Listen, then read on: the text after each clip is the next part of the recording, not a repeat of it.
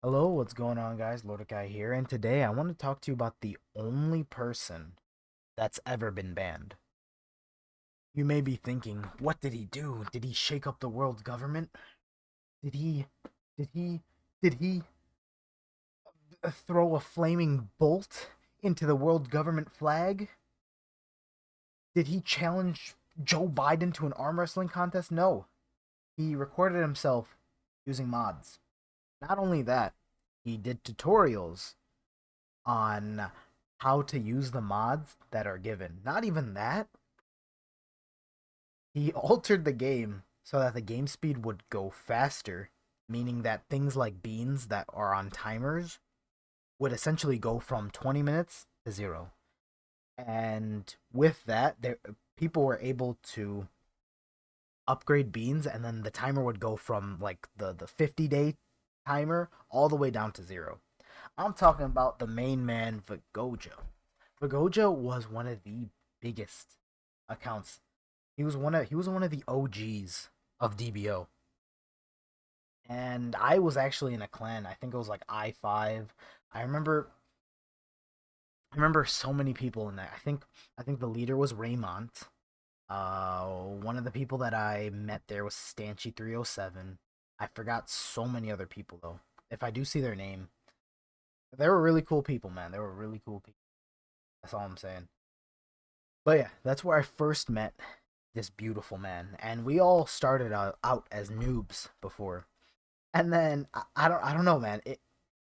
After that clan disbanded, after we all left, like something like changed in Vigoja, bro.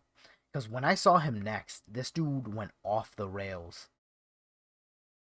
The first time I saw him, oh no, the last time I saw him before the clan got disbanded, we were at like the 200 million power level mark, which is a great deal especially at that time of the game. And I was thinking maybe 2013, 2014.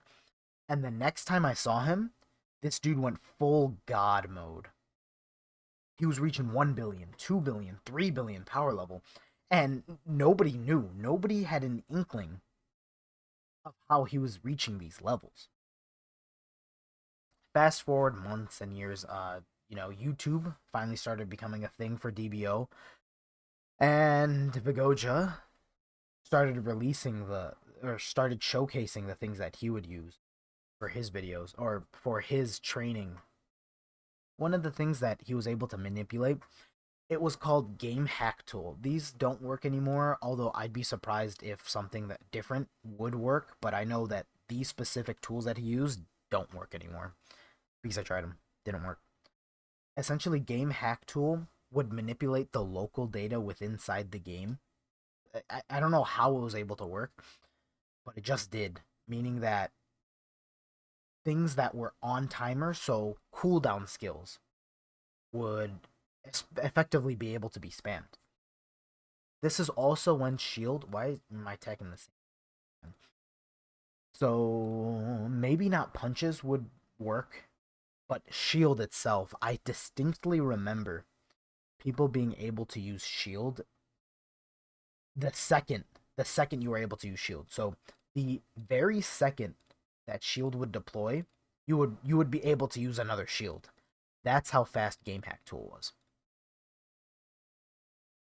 And where this was manipulated the most was in training. Saiyans have a skill called whistle. What whistle does is it'll boost your HP temporarily for X amount of seconds, for a minute or two, or something like that. Since the timers were able to be manipulated, you effectively could have temporary HP, a temporary boost in HP permanently. It took the temporary part out of it. So what would happen is he would train your disciple and he would have an auto clicker spamming whistle. This meant from a very early age, your disciple could go to the future and never die to monsters. This meant that, your disciple could go from 2000 power almost to blast in the span of one night. And when you factor in on double XP days, dude, he figured out the hyperbolic time chamber early on. Let's just say that. Uh, yeah, and then the story, it doesn't have a happy ending. I wouldn't really call this happy because Gojo is a really cool person. What started happening? The glitches, the exploits were patched almost immediately after it was widespread. And I don't think it was Vagoja that really was the catalyst in them fixing the glitches. Obviously, a lot of Vietnamese players get the 411 before we do. Because of that, a lot of things get patched because of that. Because of its popularity in Vietnam, not so much of its popularity between us. The only way that something will get patched is if we explicitly bring it up to them. Nevertheless, Vagoja's why do I keep glitching all of these monsters? Hold on. What do you got? As soon as I target one, watch this.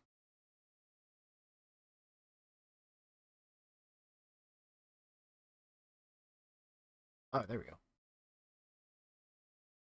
All right. This led a major, major breaking point. The ice started melting as soon as T-Mobile caught on to Vagoja's, videos. He would show mods being shown. He would show how to get mods. Uh, damn near like giving like major tutorials on them, which is why I don't really discuss much about mods besides just the logic behind it. I think that's a very fair point. I don't explicitly use mods on videos, especially not now. But yeah, he went balls to the wall in terms of just showing it all. And it worked for a while. Like, T-Mobile was none the wiser until they found out.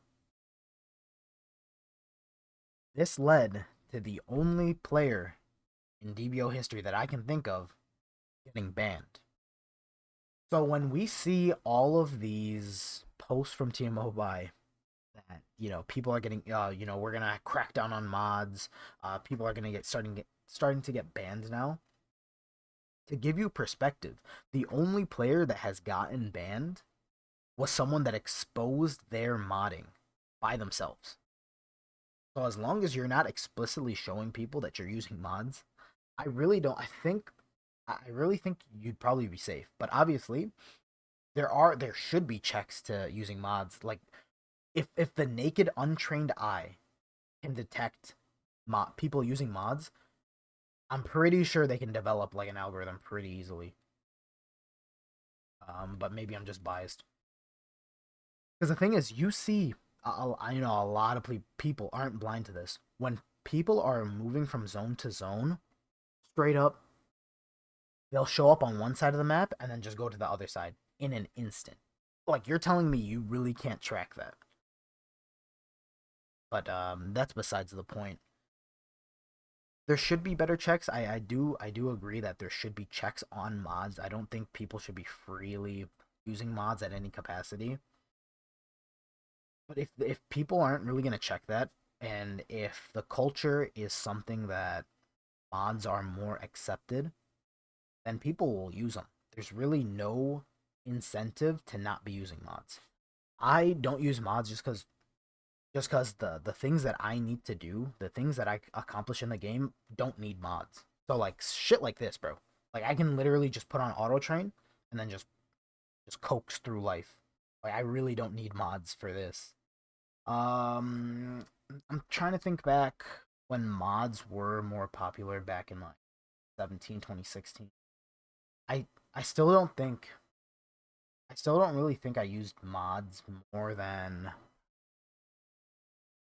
just like getting introduced to it and just understanding it. Just because things like auto clicker were just way more safe to me. The only reason why mods are very favorable is just the movement speed and being able to move from zone to zone really fast, extremely fast. And it's just efficient, honestly. Yeah, that covers that. Um I might do another part two about Vagoja. I don't really think I explained him that much. that well in this video because I know there's a lot of things. But yeah, see ya.